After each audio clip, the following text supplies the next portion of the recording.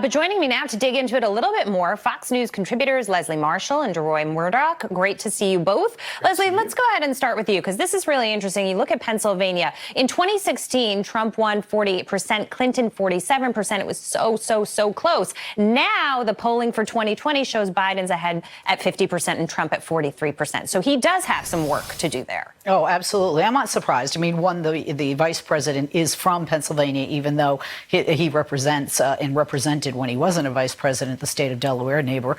And in addition, Pennsylvania has some of those pockets where she is one of them, like some other states in the country that went for Obama, flipped for Trump, and aren't happy now, even though the headlines are the economy is strong because of tariffs and some other things, some of the tax cuts that didn't make its way down to some of these middle and lower middle class Americans in the working class. That's going to be problematic for Trump. And I think Pennsylvania, if Joe Biden is the candidate, I think it's going to be very difficult. And I think it'll be a bigger spread than we saw with Hillary and Trump in 2016. Deroy, what does he have to say tonight when he gets on the podium to appeal to the voters to bring them back to his side?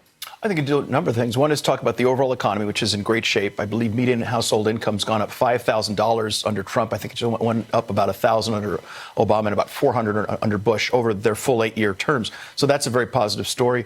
I think he can talk about any progress we might see with the U.S.-China trade deal. If that takes place, you heard a word earlier in that package, uncertainty. That's the biggest single source of uncertainty in the economy. If that goes away, I think the economy takes off like crazy. And getting a U.S., Canada, Mexico trade agreement done, looks like we may have a deal on that with the Democrats. If that finally gets passed and gets moving, that definitely will help the economies of Pennsylvania and elsewhere. It's interesting because you think about Pennsylvania, as you mentioned, Joe Biden's home state, and they're going to have to duke it out there. But also a new survey out showing, and this is, interesting, if you will, Hillary Clinton topping the list of choices for president in 2020 among Democrats. Now, it's possible that she does something that surprises us.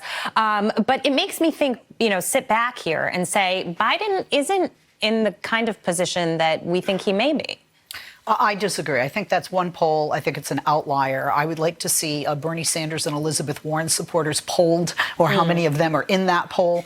We clearly saw that in 2016, 12% of Bernie Sanders supporters voted for President Trump. An overwhelming number of them stayed home and contributed, quite frankly, to President Trump becoming president and Hillary Clinton not being president. She's not going to run. Democrats are progressive. They want to move forward. They don't want to move back. I don't see enthusiasm for her going forward for 2020. Anywhere near what it was in 2016. And the enthusiasm was huge, yet in 2016, she didn't win. Going forward to 2020, the articles of impeachment announced this morning. The market's shrugging it off, but that doesn't mean that voters will as we head into the election. Your thoughts, Deroy?